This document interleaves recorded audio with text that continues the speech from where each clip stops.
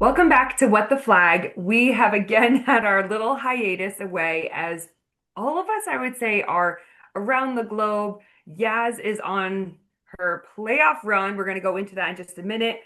Coach Kenny finished up the clinics with the Chicago Bears. So I think it ended up being what, 10 clinics over 4 days with a finals day in Loughborough, a regional final in Manchester. I mean, we really kind of hit all of the northwest of the UK. But Ken, just summarize because one of those clinics was at a place that was pretty special to you, I would say. Ah, shout out the cop, Liverpool. Yeah, it was good. But one of the stops was at LFC training ground, which was never been there before. So that was nice to be managing, hosting, running an event there like with the Bears was super cool.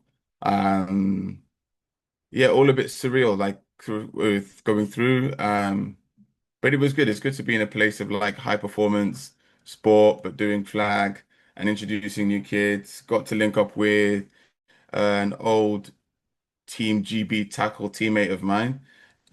Big shout out, massive shout out to Mr. Ben Barker, who's a head teacher in Liverpool, who actually came to the rescue a bit as well, like with getting kids to the events, the ones in Liverpool. But yeah, like it was a weird kind of coming back together of a real, a little of a bunch of things, but all in all, the events went well, can't complain and yeah, just kind of happy to have got it done, but also like onto what's next, basically.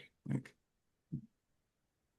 And Yaz, what about you? How is it going stateside? I know we've not really been able to see you that much, but you have been all over the place. Yeah, it's all good. We're on the playoff run now. So we literally just finished round one of the playoffs. We sort of a few weeks ago we faced Tampa for the second time. They are an old foe that keeps cropping up in our season, same with last year. And because of the way the ratings work and the seedings, means we faced them first round in playoffs as well.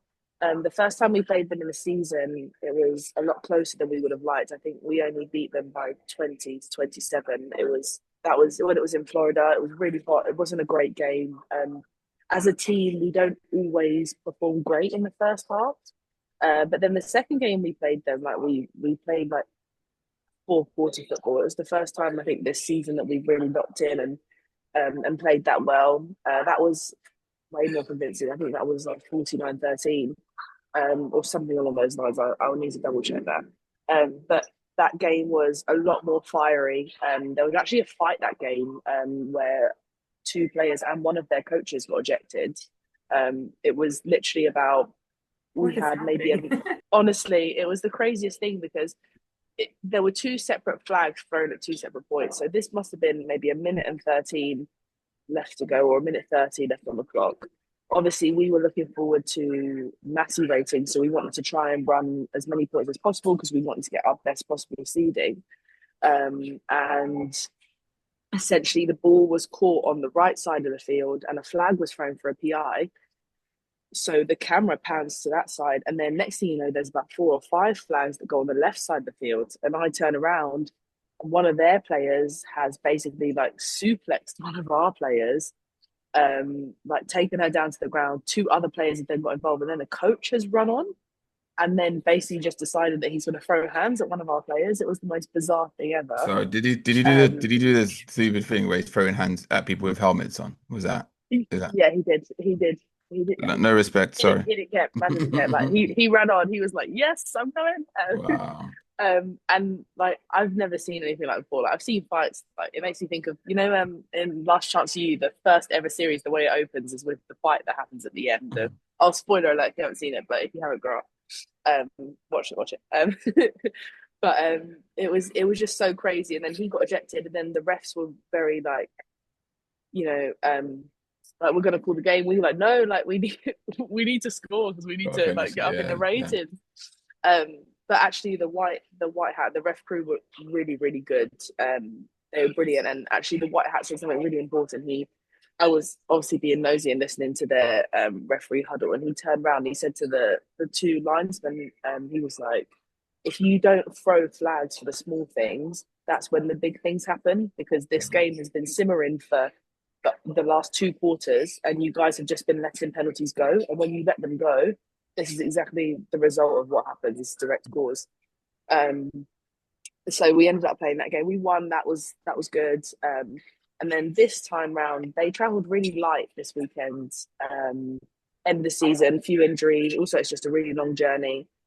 And do you know what? The first quarter of football was really their game. You know, they scored, we scored. Like it was 7-7 for most of the game. In the first half, and then the second quarter, third, fourth, we started to pull away a little bit more because like they can't stop our passing game. Like we've got reliable receivers, like and we've got a good quarterback. And once our own line sort of locked in and we're ready to go, it was game over really. So we're just looking forward now to Pittsburgh, which is in 2 weeks' time on the 11th of July. It's away again because unfortunately we came below them in the Massey ratings by 0.01. Which Dang. is really annoying. Yeah, I have a whole rant prepared for that. Um, but yeah, that was that. And then we went on the Sunday. I went straight to two flag football tournaments that were back to back at University of Maryland. Amanda, who's the Maryland. Maryland, sorry, uh, my bad. um, Amanda, who's the quarterback for Divas, was invited. So one was an invitational, one was a not a sign up, but sort of a little bit more open. Like you see more variance in players, let's say. So the first one was called the Great 48. So the 48 best flag players in the DMV were invited and split into four teams. And they play IFAF rules. You'll be very happy, Ken, what IFAF rules. Tournament style. So you had two sort of like group stage games, and then you had a semi final and a championship. And it was just really good to play. So it's important to say that although Amanda is a tackle QB, it was only flag players that were invited. So you have to have been in the DMV flag circuit to have been invited to um, this tournament. The weather was awful, but the quality of play was amazing. There were some incredible athletes, like across the board. Some catches that I saw were just insane. The men's game, so they had the women's version on one half of the field and the men's version on the other side of the field. And the men's game was insane. Some of the jumps, the catches, the way they were hitting each other when they were trying to get the flags. I was like, oh my god, like I've never seen people just be absolutely RKO'd the way they were. The quality was brilliant. But Amanda's team won, so the black team won. It was black, grey, red, and white. And the final was against, I want to say it was against red and black. And then, so they won first game, I think it was 9-16 or 16-9. And then it went straight into a second tournament, which was sort of more of an open affair, like a sign up one, which was Battle of the DMV essentially. So it was Baltimore, DC, Virginia, and Maryland. And each had a team, a few more players this time. So the roster for the first one was obviously only 12 because it was 48 players. The rosters for this one could be up to, I think it was up to 16. So you had a lot more rotation. And the DC team won overall. The competition was the second time round was so much better. I think the invitational, although they were the top players, the black team really outplayed everyone. But I thought that this one, the Battle of DMV, was so much more competitive across the board. There was this player, I wish I knew her name, number 11. She jumped in the air, she caught this ball, which I thought there was no way it was going to go into her hands. And considering the weather was awful, like it was torrential rain at this point, the catches that they were making, the runs, there was this running back who I had never seen anyone break so many ankles on their way to the end zone. It was absolutely insane. The athleticism that came out in those games it was brilliant. It was really, really competitive, great fun to watch. And yeah, it was just a really like all round great experience. It really did make me get twitchy. I was like, oh, I want to play that game. But next year we'll see what happens. We're gonna get you in. Don't worry, you're gonna play. um, But yeah, no, it was absolutely brilliant. It was just really nice to be around some flag. I think as much as I love tackle, it sometimes when I'm here, I feel like I'm kind of outside of the loop a little bit. So it's really nice to actually see some being played. And then, of course, this year I'll keep my ear on the ground because hopefully when we make it to Canton, they'll have the flag tournament that leads up to and plays there as well. So I'll keep my ear on the ground for that. But yeah, I've done a lot of talking. Apologies. No, just so who organized, like you said, it was like Great 48 or First 48 or whatever it's called. Who organized it? Is that a USA football thing? Is it a local thing? Is it something that happens in lots of different areas? It's something that happens in lots of different areas. It's like a little like I guess it would be equivalent of like their regional organisations that sort it out, and then they go from there. There's not the only thing I guess that's a shame on these things is there's no progression. It's not like you win Battle of the DMV and then you move on to Battle of Something the else. East Coast or Battle of something else, which is a shame because they're such ad hoc competitions.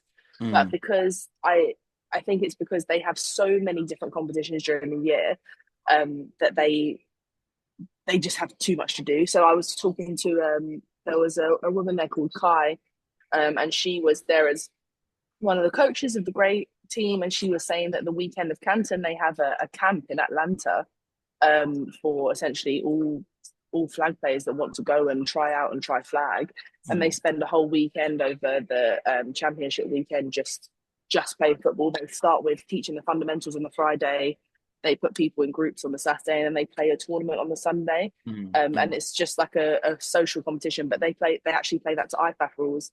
But then in a couple of weeks' time, there's another one where they play eights, and it's the same sort of format. It's in another state, but again, Ooh. it's just to, but it's just to get people involved and to get people going. But I think because there's just so many people interested and there's so the want is there, I think it's actually anyone who can put on an event and make it successful and make something come out of it Mm. is able to, because obviously now it's been sanctioned and there are so many universities, colleges who are willing to just give the facilities and be like, actually, yeah, if you want to put that on, off you go. Because even when we went to University of Maryland the other day, they'd had all the flags set up for us. They marked out all the pitches, and we were literally on the front lawn, right outside, and they had everything already set up. So I think as long as you've got, a facility on board and you've got the numbers and that are willing to play, there is always ample opportunity here.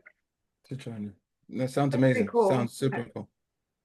I mean, and the fact that people are looking to do more IFAF based tournaments, it's especially in a time when so many pro leagues are about to come out. I mean, I know even just looking at some of the things that are lined up, you've got the new kind of World Flag Series where they're signing people,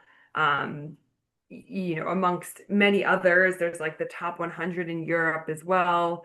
I just think, the more that people are playing consistent rules, I think it's helpful. I think it can be a bit challenging when you're trying to introduce new sport and there's 10 different versions of rules that are going on. Tomorrow league will be a different set of rules. And, you know, I guess there's an element of the rules that you're playing for the athletes. Like, are those necessarily the same rules that you would use when it comes to increasing engagement with fans? I think that changes it.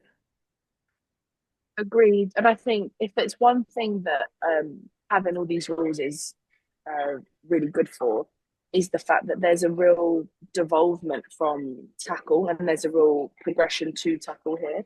I Yeah. think, although, ultimately we all really want to aim for IFAF rules because that seems to be, if you want to get into the big league, that seems to be the direction you're going.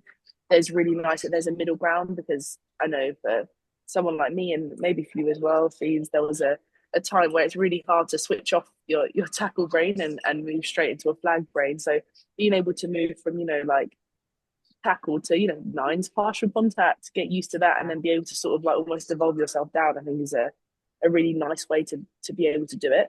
And I also thought it was really interesting, and correct me if I'm wrong, I think the Team USA got announced this week, I want to say, The school, the for team, yeah, the team for Yeah, this, they it got did. yeah. announced.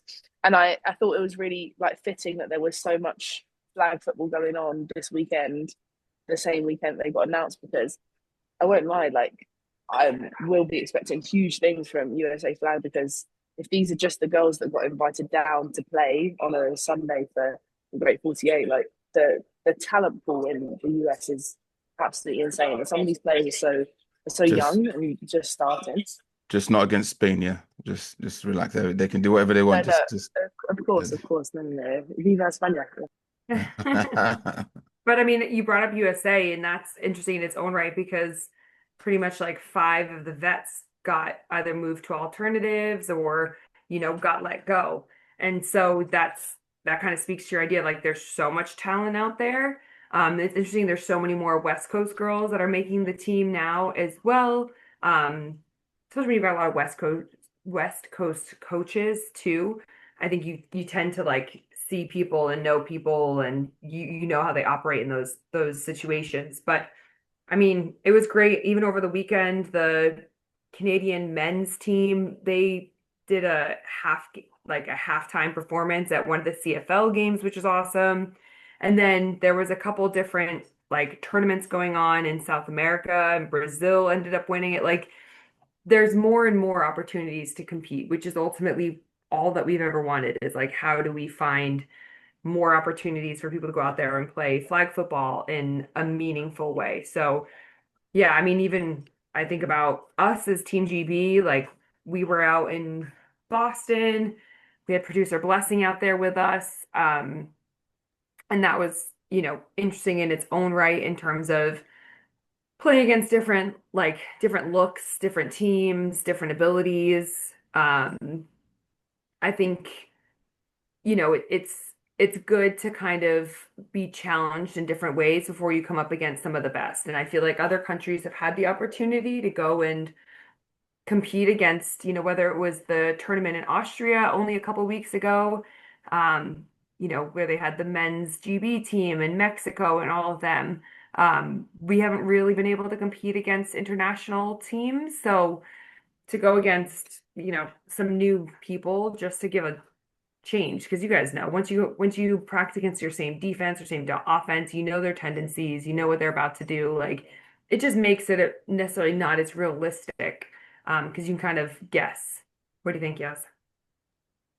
I think this is where sometimes, like, obviously it's not our fault, it's geography, but I feel like this is sometimes where teams like GB suffer, because we are like an island and we come from such a small like pool in terms of that. I know Kenny's screwing his face off, and I'll explain why. What I mean is because like when you're somewhere like the US, there are so many people to draw from. Like you could fly 6 hours, you're in a completely different place, completely different area, completely different set of people like to play against at all times. I feel like in Europe, although there may be limitations where there is more access to you being able to like contact Italy and or be able to play with France, or whether it happens or not is a different story. But in terms of being like contactable or the access, it's a lot easier than having to literally fly from GB over to somewhere in Europe, somewhere in America to access that talent pool.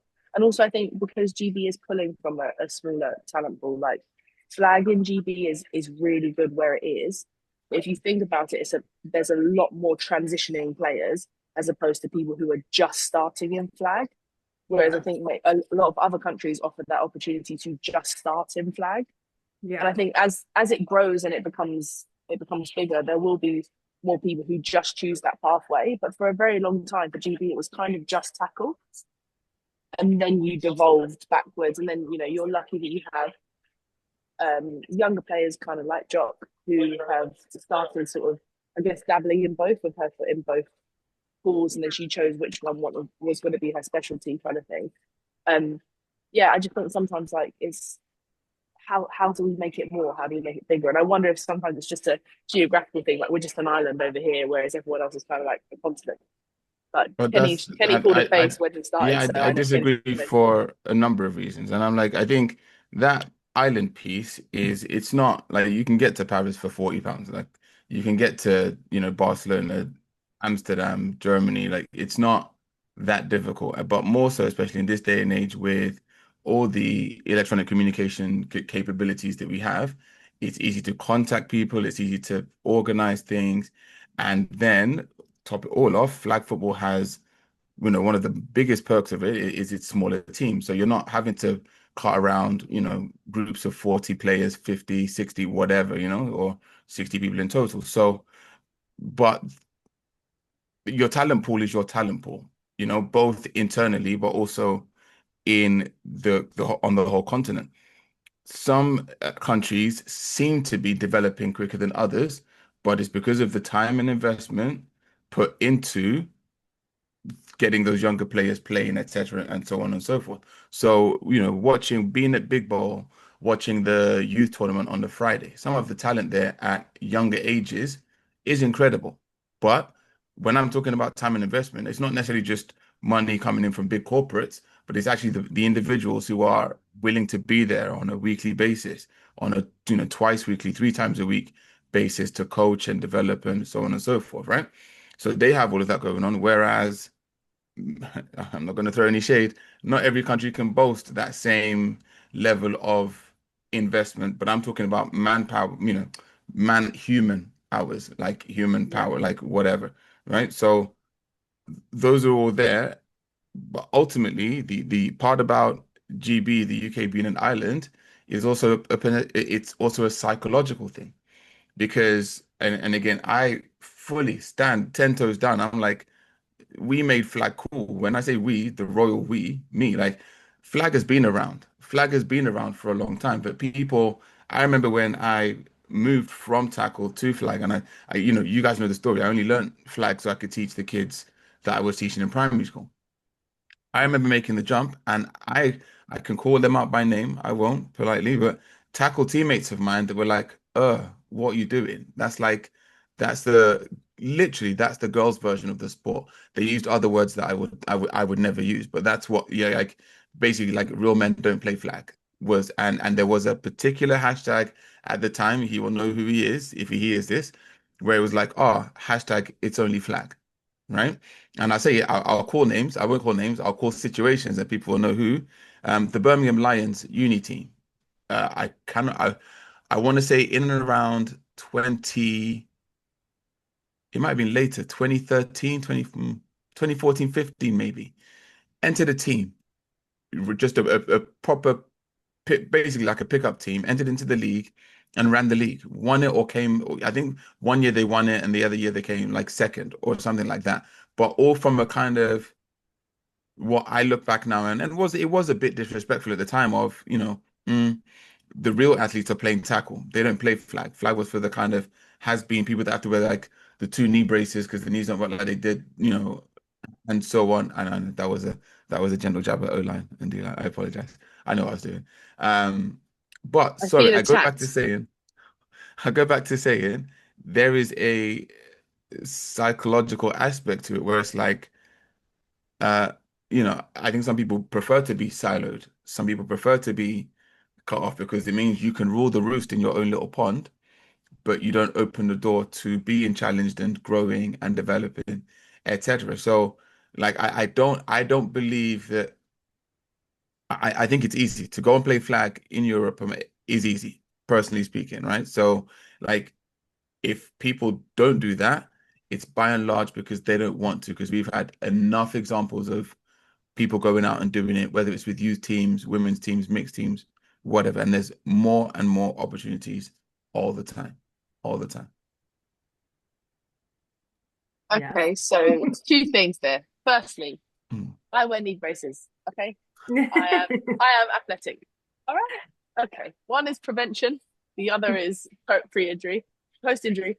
I will say, guys, if you're O-lineman, just wear them. Don't worry about what Kenny says. So Kenny listen. doesn't know anything about O-line. Okay. I do. And safety first. O-line guys and girls, like, yeah, you do you. I was talking about Yeah. people that need them to function. Apologize. Was more, yeah, it's a different Okay. thing. When you get up and the knees don't work like they did, there's a different And then, conversation. okay, and then second one, here's a question for you. Mm. Currently, then, when you're talking about sort of like funding, resources, like building that talent pool, creating those sort of lanes for success, what countries at the moment do you think are demonstrating that at the level that we should all be aiming for? What countries at the moment do you think need some serious work in order to create those lanes for success. So, and again, to clarify, I'm not necessarily speaking strictly just about the financial investment piece, right? I'm talking No, no, no, about no. There's more to just, it than that. yeah, I'm talking literal, about just lanes, channels for success in general. right. How are these countries doing it? Which one would you say is sort of like showing us what the example should be and what we should be going towards? Which countries do you think need development It is and a hard why? question. Yeah, well, it's a hard question because each country has its own uniquely different challenges, not problems, challenges, right? It's a country like Germany, lots and lots of people, great American football pedigree, but distances to travel to go from one corner to the other are vast, right? And probably challenges for us. In GB, right? Let's say GB, mainland, kind of England, Scotland, Wales, you can reasonably put on a tournament in the middle somewhere and people can reasonably get to it. Lots of, so yeah, some people do have to travel further, whatever. Countries that are doing it well, from what I can see, I do think, hmm, I think Germany are doing it well. I think Spain are doing an okay job. There are things I would change and improve, but I think they're doing an okay job. Um, I'll be honest, when I worked with Switzerland for last year, struggle. Like the youth scene was a struggle, and so much so that they've decided to kind of shut the international scene down for the youth this year to have a bit of a regroup and a repurposing as you go through. Um, but you kind of always see it when it comes to the youth IFAF tournaments because we went, again, like 2023, I want to say. Yeah, 2023, we went to Grosseto, Italy, with a team of 7 girls, Team GB. It's not because there were lots of girls to choose from. That was everyone, literally everyone we could take at that time, right? There are teams. IFAF's kind of tweaked some rules, so you had to have like minimum numbers to attend. But then there are teams kind of in consequent years who take some players just so they can fill the roster with zero intention to play them. That's not beneficial for the growth of the game, right? So my question is, if you needed, like, what are people doing the rest of the year to make sure the kids, because we kind of already alluded to it. Flag football, the benefits of it, it's cheap to start. You need small numbers. You don't need as much space. It doesn't need such a financial investment, blah, blah, blah, blah, and so on and so forth. Right? If all those things are there as benefits to getting started and getting it run regularly, all you need to do is find a way for the kids to be playing meaningful games on a regular basis. Doesn't always have to be a national championship. Doesn't even have to be like one where there's long travel. If you can find a local situation, as long as the games mean something, that's my biggest kind of bugbear. The games have to mean something. If you can do that, then you're well on the right track. Once enough people are doing that in enough pockets, you do the thing I think Spain could improve on, which is to have a centrally aligned pathway for those kids to get on to be recognized, be identified, and worked on to get them to where they need to be. People will join and leave all along the pathway. That's normal, but you have to have something established, and that's not really there right now. And we will be right back after this little break, supported by Touchdown Trips. Okay, guys, welcome back to What the Flag. So I thought I'd take the helm today for the rant of the week because there is a few things that have really been grinding my gears the last few weeks. And one of them is stats and ratings. Now, for those of you who are unfamiliar with the way tackle football works in the US, we are based on something called Massey Ratings. So everything we do gets a score, and this score throughout the league essentially determines where we are in the seedings and in the rankings. Now, we were in for a fight with Pittsburgh, as we are every year, to try and get second round home game advantage for playoffs. And one of the things we had to do for that was improve our Massey rating because the start of our season wasn't as strong as Pittsburgh's was. And we spent a lot of time trying to really work on our point difference and really improve it in order to get to where we wanted to go. Now, the thing with something like Massey is it all is determined by strength of schedule. Now, I don't really know how they take it into account. If I'm honest, I think there's like a frog somewhere who just types on a calculator and then just like randomly inputs numbers into the website, but we move. And essentially, strength of schedule depends on how many teams you play within your division.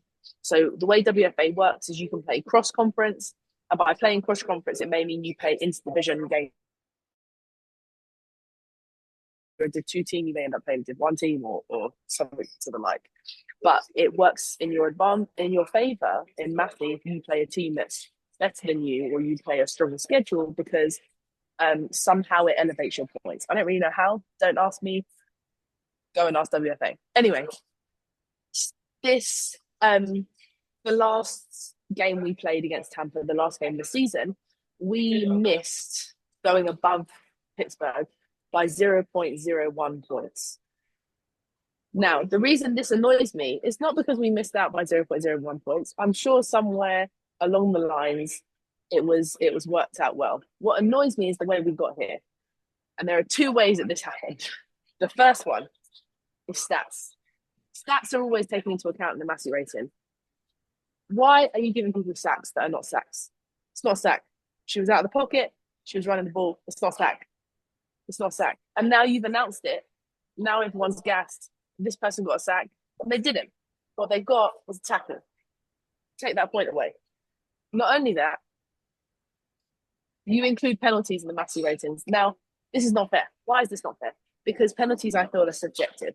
There are some games that you go to where the referees are flag happy. You did this, you did that, you did that. No problem. Thank you very much. There are some games you go to where the refs don't even know they have flags. They just watch it and they go, "Oh, that was bad. That was bad." My issue is, how can you include this in your ratings? Okay, we are the most penalised team of the league, but that's not the point. I will still fly this flag.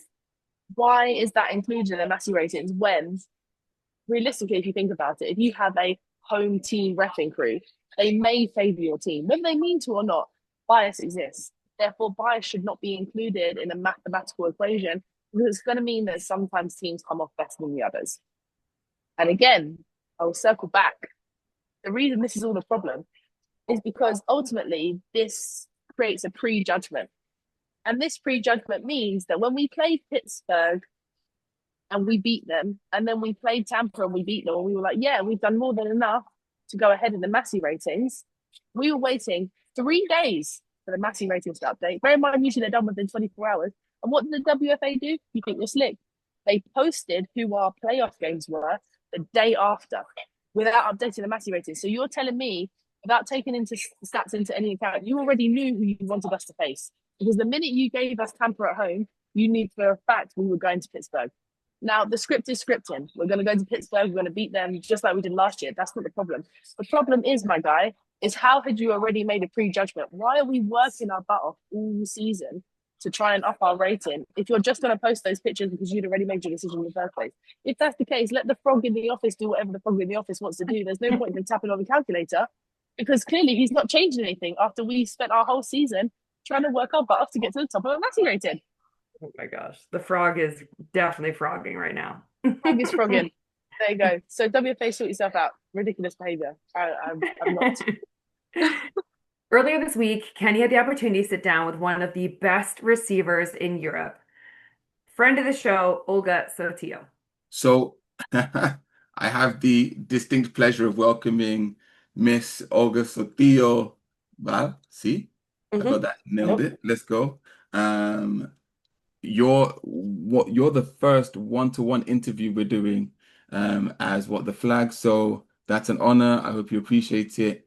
Welcome to, if not the show, it's just going to be an interview, but welcome. I'm going to dive right in. We'll start with the first question, see where it goes. What's your origin story? Like, how did you get into flag football specifically? Because I know you played tackle. We know, maybe people don't know, so you might want to touch on that. I don't know, but where did it all begin for you? Yeah, so I've always been a really active kid. Growing up, I was always like involved with a bunch of different sports, but I was more leaning towards the individual sports. And other than soccer, I didn't want to play soccer. Just, the most common sport out here. I was like, no, thank you. And yeah, I just saw a video online. I've always had this strong feeling about the US. I've always wanted to move over there and like live over there. And yeah, I just saw a video about Odell Beckham Jr., like the one-handed catch, and I was like, this looks cool. Like I want to try it out. Okay. And I searched up like any club teams around my area, and then I found one like um where I think we met, and yeah, I started playing, I think it was in April, and this would be my 10th season playing flag football. Because I started like in April and then went to the national championships with Mhm. flag football, and then the following year I decided to start playing tackle. So yeah, that's a Okay. little bit of how I started. So that I mean that's you. So it's is it the one-handed catch like the one where he's like hmm falling backwards? That's the hmm so before that you weren't playing football. No, no, no, no, not at all. Not even like not even interested, nothing. I didn't even know what it was. And then from there, I just started like investigating. And then I was like, I kind of like this. Okay, so you said not football, but other individual sports. What sports? Because my thing is this, like you have such anyone that's seen Olga play, like you knows hands like legit. I'm here screaming from the top of the world, like top three, if not the best wide receiver, female wide receiver in the world, in my humble opinion. Flag. Let's call Mhm. it flag. I reckon tackle you up there as well. But Oh, yeah. um, where does that come from? Um, Kind of just happened because the individual sports, they weren't even like, I mean, I did practice like paddle tennis Okay. um when I was younger, but that's the only real like eye hand co coordination sport that I Mhm. played. And then I also ran like I started doing triathlons and like I was big on mountain biking and like cycling and all of that. Then a little bit of running. Then I went on to like gymnastics, artistic gymnastics. And then I kind of played volleyball in school, Okay. but so I guess like that's a little bit of the combination, but I just feel like I just found my sport. Like this was what I was meant to do. Yeah, And as I yeah. said, I've said it once. Anyone that's seen you play, I 100% agree. Also, you learn something new every day. Artistic gymnastics. Is that like with the Yeah. ribbon and stuff and the No, oh no, that's rhythmic. No, no, no. That's the vault, when the uneven bars, like the flips and all okay. of that. So yeah, the big powerful So some okay, so mobiles. that's where the Yeah. power comes from. I hmm understand. Okay, hmm okay. Yeah. So all right, so you've started so your first football experience was flag, hmm and then you quickly went into because the first time I met you, you would have been 15, 16, maybe. 15 about to turn 16. Yeah. Okay, and I said it offline once. The single worst haircut I've ever seen. Like I'm like, what? I'm like, who is this? But it kind of because you had this, I don't know, like 80s American mullet thing going on, and I was just like, kids be I kids. Come on, I donated my hair. Okay, so that's why I went short. I decided to donate my hair and then Yeah. I kind of didn't know what to do with it, so I kind of let it just grow And out in pieces. are you out of the mullet phase now, or is it Oh yeah. might it make a return? You're done with it. Done. Yeah. It was fun though, because especially playing tackle, like I could put like my helmet on and like it wouldn't get all over my face and Yeah. then not cold because the back of my neck was covered with hair, you know? Yeah, It was I kind of don't think being cold in Spain is a thing, but fair enough, fair enough. yeah. And then kind of one final piece, kind of looking back, because if you don't mind, like Mhm. public information, but how old are you now? I'm 23, about to turn 24 in September. So, and you call 10 seasons of football, right? Mhm. So that means you've been playing for 10 seasons, 10 10 seasons. years. Is that 10 years or are you doubling up the seasons? It'll actually be 10 years because, uh, that's a good question. So actually. maths is maybe not the strong suit. Maybe it's more. Oh no, oh no. I'm 100% nursing school, athletic trainers, all that. Yeah. Uh, Not no okay, math. okay. No math. Fair Yeah. enough. All right, all right. X's and O's, you know? Fair, fair. And you're a studious receiver, so I'll give you that. Um, what's one moment in your flag career that still gives you goosebumps? You've had a few highlights over the years, a lot of success, a lot of achievements. Is there a Mhm. moment that gives you goosebumps? Ooh, that's a good question. I I think just the whole World Championships in Finland. I think that whole experience and tournament where we were like head to head with the US, we almost beat them. Mm. Closest score by I think any European team that they've had, Easy, yeah. Yeah. and then qualifying for the World Games. I think that was like a biggest milestone that we had, Yeah. especially coming from like we were having some results, but then the previous World Championships we didn't really have that great of a tournament, and I think Mhm. that just solidified all the results and like the work that we had put into the national team. And yeah. Okay. Because again, and I don't know how much people will know, but you'd come from winning, and it's interesting to me because in my mind, there are any of a number of, you know, moments you could have called as Hmm. one thing. You're a European Championship winning receiver. You've Hmm. also then came second place, now losing narrowly to GB on Hmm. a nightmarish last play in Limerick. Uh-huh. But you've Yep. also won the European Championship with tackle with Team Spain. Yep. You Hmm. know, and you're just like, yep, like MVP. How do you, what keeps you going? Like, what's the motive? If you've done all these things, you've achieved all these things, you've got all these accolades, still only 23, like, what keeps you going? Um, I think like greatness, I would say. I wanna be able to keep pushing myself and keep trying to find like new limits and become the best version of myself I could possible Mm, um become the best like or set a new standard for all these younger girls that are coming up mm, and um I don't I just love flag. Like I love it. I have so much fun like community wise like with my teammates.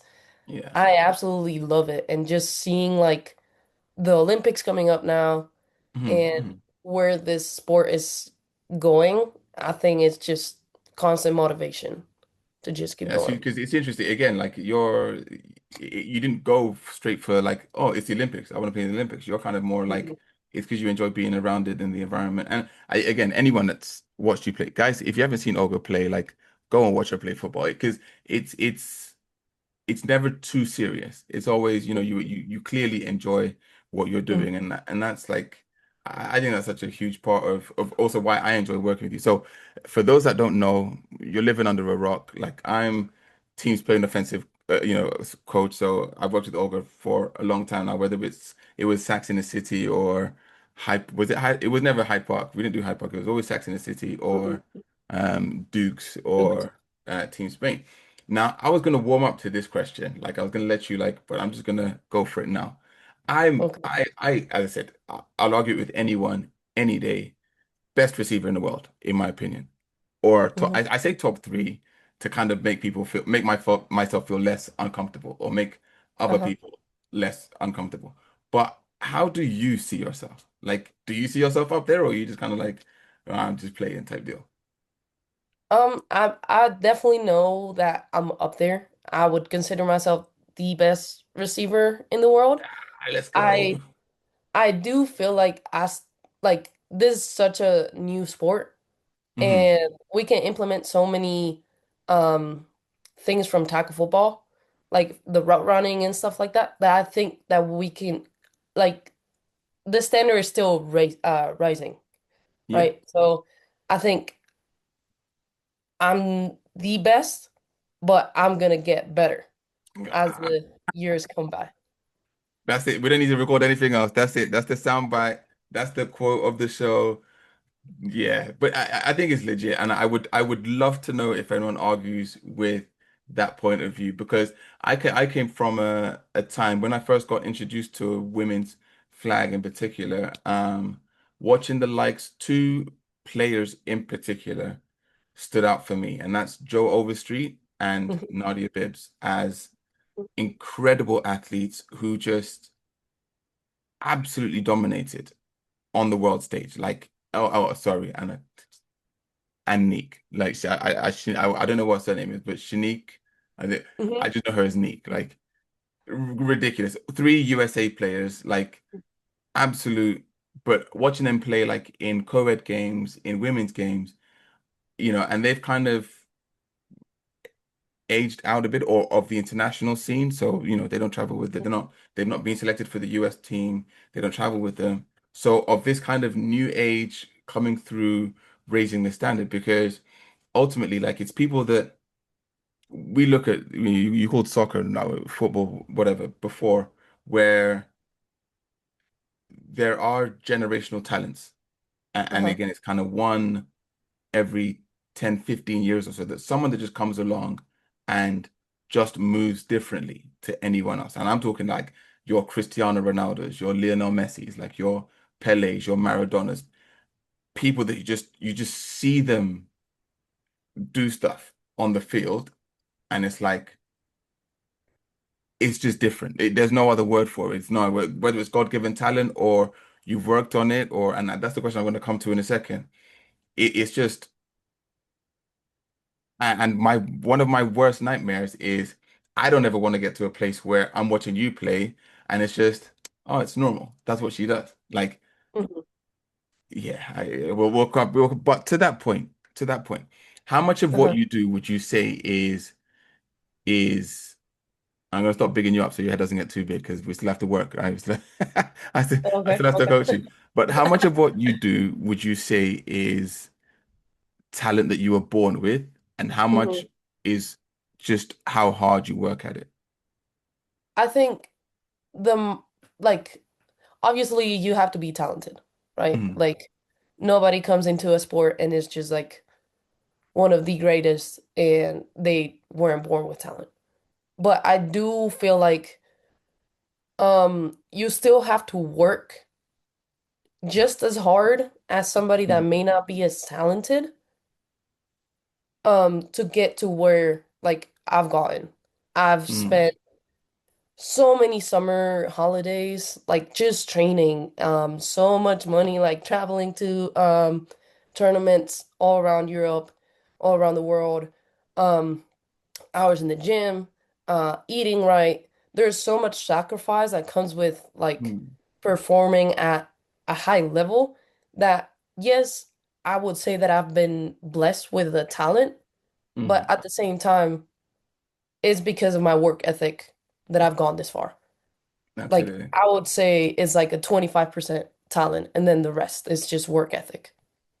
That's dope because two people I know that would go to a gym happily twice a day, and that's Hmm. you and Miss Phoebe Schechter, where I'm like, I'm Hmm. fortunate to get to see you both work. But it was interesting because you and I had a conversation, over the weekend in Copenhagen Bowl, where it's funny because you were kind of almost in awe of her a bit in terms of like how is she still working at such a high level? How is she? And and then I get to sit back there and be like, oh no, like I see you both working, to the same high standard without necessarily realizing that you're both doing it.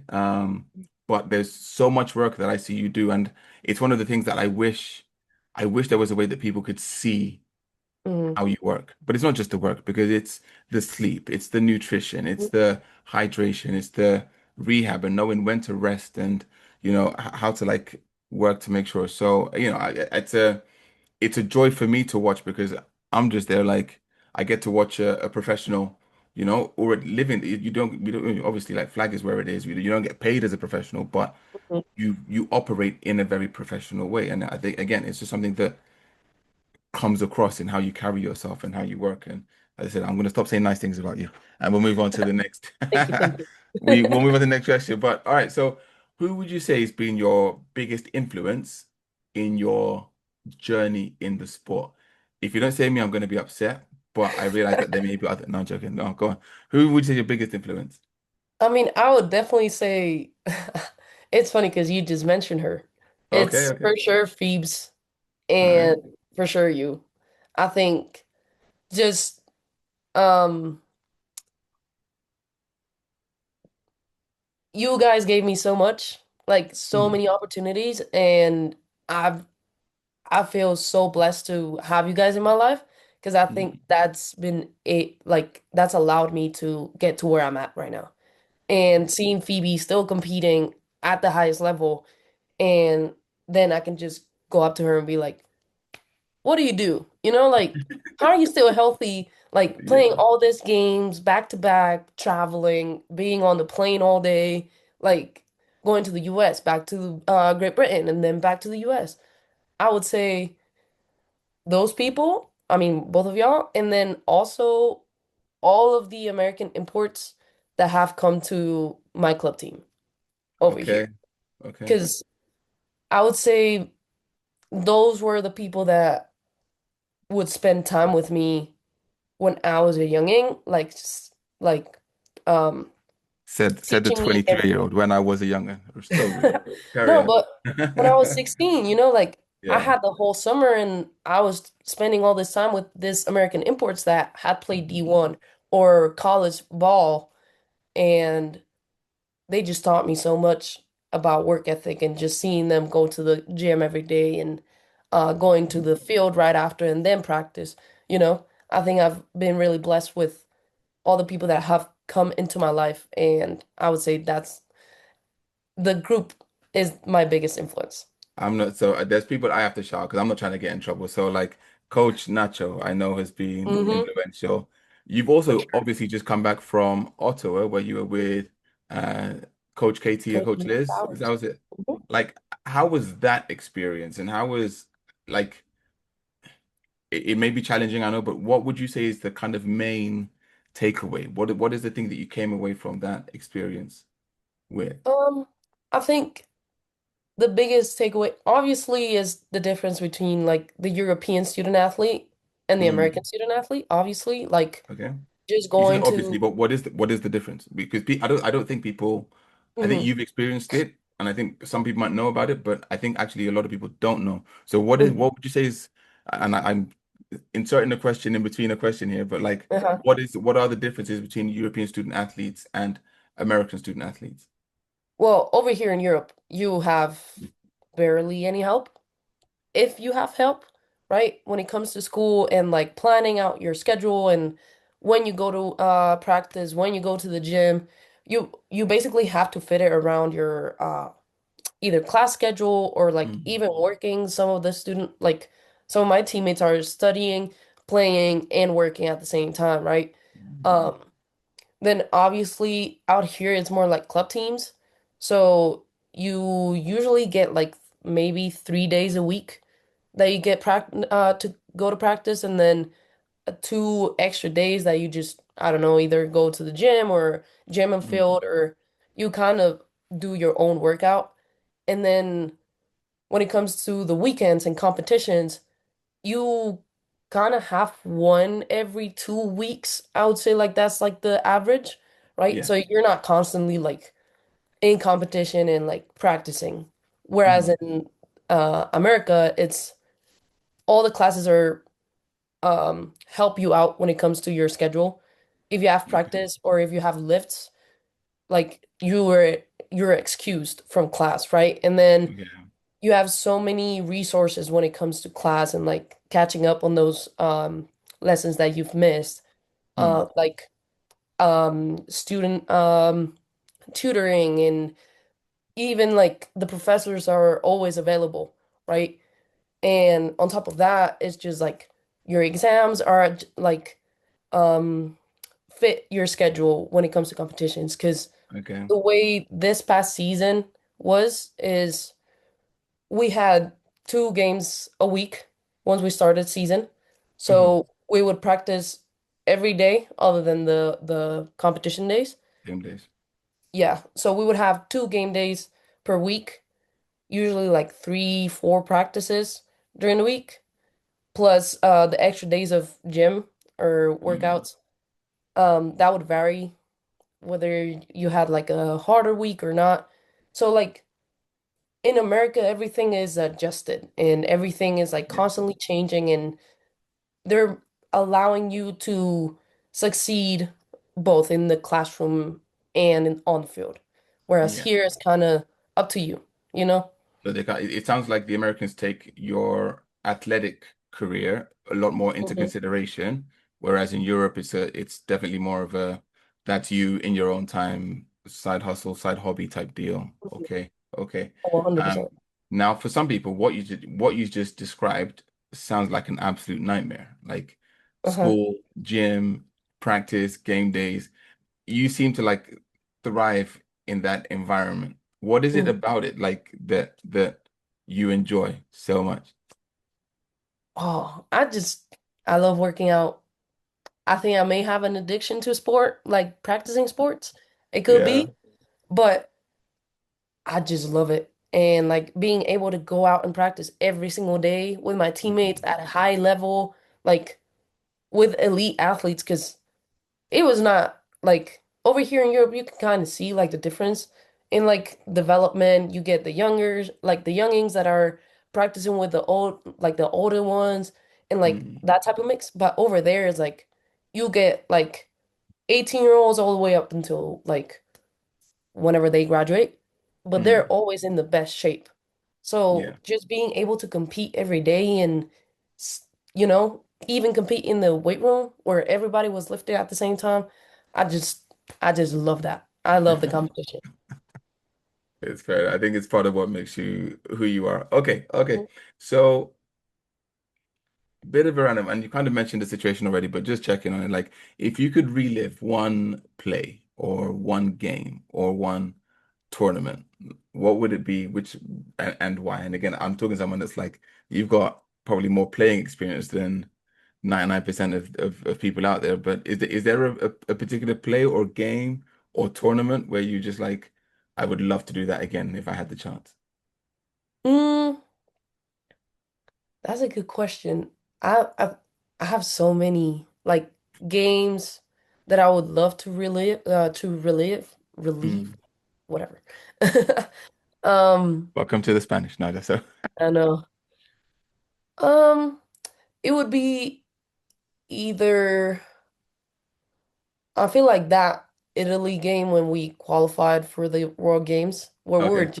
we were already like everybody was fighting for our lives. We were just trying to finish and like come out on top and make sure nobody got injured because we were still gonna have another game. Mm. So I would say that one, and then definitely this past European Championships, that game against France. I Which loved the one it. we lost or the one we won? We won, The one obviously. we obviously. But I think it's kind of like the great like combination of both, right? So Mm. we It got was the fact that we lost before exactly, that made the winning. I hear. I hear. exactly. And it just puts a chip on your shoulder, you know, like I gotta prove myself now. And I Mm. just love it. I think offensively we had a pretty much like a perfect game. It was I think the final score was 41-40. So Yeah. like that in itself, you know, Yeah. it was Yeah. just Amazing. Olga, thank you very much for giving your time. It's been an absolute pleasure for me. Honestly, I said I was gonna stop saying nice things about you, but it's cool that um hopefully we get a lot more of the world to know a bit more about you and kind of keep track with you. You got to give out what's your shout out your socials, please, so people know where to find you. so hi everybody, I'm Olga. Follow me on Instagram, O dot Sotillo double L 2902. So that would be my Instagram. And yeah, I'm just Spanish national team player. Played this past season with Ottawa University, um, and many more things to come, hopefully. Thank you all for tuning in for another wild week of What the Flag. So make sure you like, subscribe, and ring the bell as we bring you more flag madness next week. Goodbye for now.